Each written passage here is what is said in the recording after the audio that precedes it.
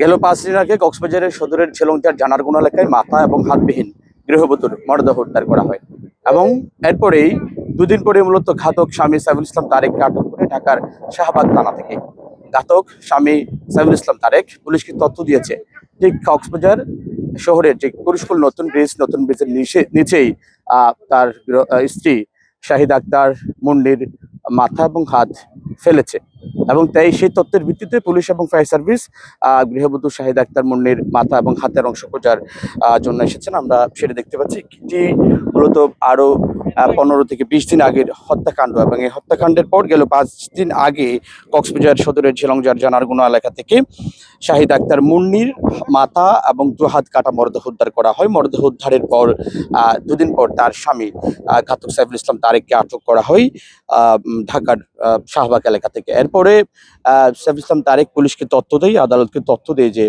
ঠিক কক্সবাজার শহরের যে কুরুশকুল নতুন ব্রিজ আছে এই ব্রিজের নিচেই মূলত তার স্ত্রী শাহিদ আক্তার মুন্নির মাথা এবং 2 হাত বস্তাবন্দি করে ফেলা হয়েছিল এবং সেই তথ্যের ভিত্তিতে পুলিশ এবং ফায়ার সার্ভিস মিলেই মূলত শাহিদ আক্তার মুন্নির মাথা এবং হাত খোঁজার চেষ্টা করছে। এখনো পর্যন্ত আমরা সেই দৃশ্য দেখতে পাচ্ছি। এখানে পুলিশের পাশাপাশি ফায়ার সার্ভিস অর্থাৎ দমকল বাহিনীও আসছে।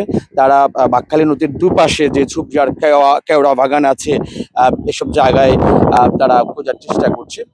পাশাপাশি যদিও তার পরিবারের দাবি হচ্ছে পুলিশকে ভুল তথ্য দিচ্ছে ঘাতক সাইফুল ইসলাম তারেক এবং তারা খোঁজাখুঁজির পরেও পাচ্ছে না। ফায়ার সার্ভিস দমকল বাহিনী এবং পুলিশ তারা এসেছে যেহেতু আরো 15 থেকে 20 দিন আগের হত্যাকাণ্ড, যেহেতু মাথা এবং 2 হাতের কবজি সহ 2 হাত, ফলে অনেকে ধারণা করছে যে যেহেতু জোয়ার ভাটার নদী, এই জোয়ার ভাটার নদীতে এই বহমান নদীতে মাথা এবং 2 হাতের বস্তাবন্দি থাকলেও এক জায়গায় থাকবে না এবং এটি যে কোনো মুহূর্তে সে এক জায়গা থেকে অন্য জায়গায় চলে যেতে পারে।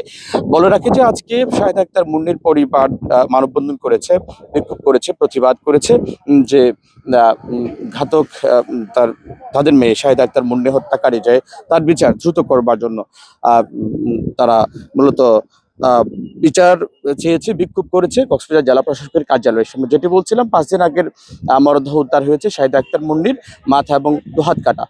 এরপরে 2 দিন পরেই মূলত তার স্বামী সাইফুল ইসলাম তারেক অভিযুক্ত, তাকে আটক করে পুলিশ আজকে পুলিশকে তথ্য দিয়েছে যে সাইফুল ইসলাম তারেক কক্সবাজারের কুরুশকুল নতুন ব্রিজের নিচে তার স্ত্রী শাহিদ আক্তার মুন্নির মাথা এবং 2 হাত ফেলেছে, রেখে গেছে এবং এখানেই পুলিশ এবং দমকল বাহিনী খুঁজছে শাহিদ আক্তার মুন্নির মাথা এবং 2 হাত। তারেক হায়দার, 71, কক্সবাজার।